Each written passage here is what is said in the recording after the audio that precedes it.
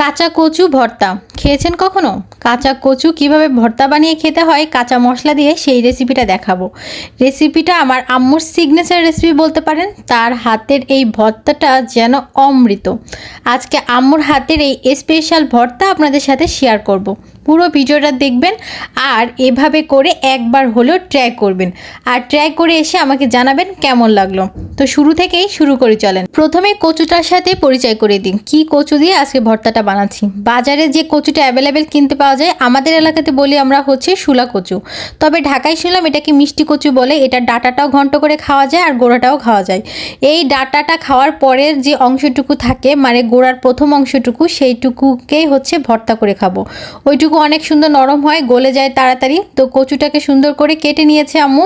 এবার কচুগুলাকে লবণ পানিতে সিদ্ধ করে নিচ্ছে। কচুগুলা দিকে সিদ্ধ হতে থাক, আর এদিকে হচ্ছে একটা মশলা বেটে নেবে। আর অবশ্যই এই মশলাটা কিন্তু পাটায় বাটতে হবে, ব্লেন্ডারে বাটলে কিন্তু এটার স্বাদ আপনারা পাবেন না। যাই হোক, এখানে হচ্ছে কিছু সরিষা ধুয়ে আম্মু এটাকে আগে ফার্স্টেই বেটে নিচ্ছে। সাথে নিয়ে নেবে হচ্ছে বেশ কিছু কাঁচা মরিচ, প্রায় 7-8 থেকে 10টা কাঁচা মরিচ।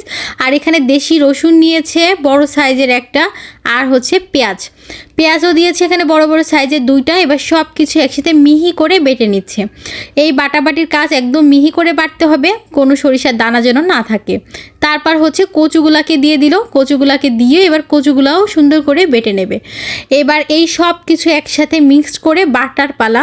আগে ফার্স্ট কচুগুলা বাটতে একটু ঝামেলা হচ্ছিল, কারণ এই কচুটা একটু হচ্ছে সিদ্ধ হতে সময় লাগে।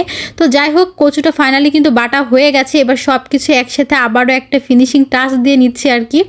এভাবে করে সব কচু বাটা হয়ে গেলে সব কিছু একসাথে মিক্স করে নিতে হবে। আর এই মিক্সের ভিতরে দিতে হবে হচ্ছে লবণ স্বাদ মতো, কারণ কচু সিদ্ধ হওয়ার সময় কিন্তু লবণ দেওয়া হয়েছিল, এজন্য লবণের পরিমাণটা বুঝে শুনে দিতে হবে। এখানে লবণ আর হচ্ছে একদম বেশি করে সরিষার তেল দিয়ে ভর্তাটাকে মাখাতে হবে। সরিষার তেলের পরিমাণটা অনেক বেশি করে দিতে হবে। আর বিশ্বাস করেন, এই যে কচুটা মাখাচ্ছে, এটা যে একটা স্মেল বের হচ্ছিল, সরিষা আবার সরিষার তেলের একটা ঝাঁঝালো ফ্লেভার, উফ, যা অস্থির লাগছিল। এখনই মনে হচ্ছিল খেয়ে নিই। আর আমি এখন ভয়েস দিচ্ছি, আমার মুখের ভিতরে মনে হচ্ছে আর একটু ভাত খেয়ে আসি। যাই হোক, সরিষার তেলের পরিমাণটা বলেছিলাম একটু বেশি করে দিতে হবে, তো আম্মুর কাছে মনে হচ্ছিল যে কম হয়েছে। এবার আমি আবারও হচ্ছে একটু সরিষার তেল ঢেলে দিলাম, আর আম্মু মাখিয়ে নিচ্ছে। এভাবে করে ভালো করে মাখিয়ে গরম ভাতের সাথে এটা খেতে জাস্ট অস্থির মজা লাগে। আপনারা অবশ্যই একবার হলেও এভাবে ট্রাই করে দেখবেন। আর এটা কে কে খেয়েছেন বলেন তো? আমার আম্মুর তো নিজের মাথা থেকে বের করেছে এই রেসিপিটা। আমি জানি না যে আর কে কে খেয়েছেন, তবে এটা এভাবে করে ভর্তা বানিয়ে খেলে এটার আপনার শরীরের জন্য যেমন উপকার, আর মুখের রুচি একদম ফিরে চলে আসবে।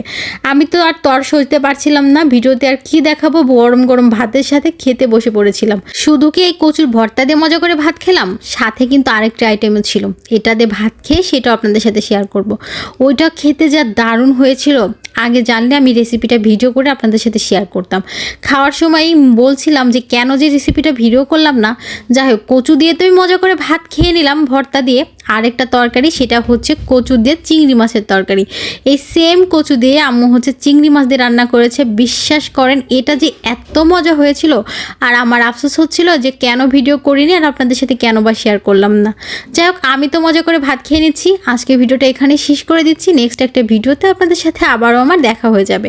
আর আমার এই কচু ভর্তার রেসিপিটা কেমন লেগেছে অবশ্যই জানাবেন। যদিও আমার না, এটা আমার আম্মুর রেসিপি। আল্লাহ হাফেজ।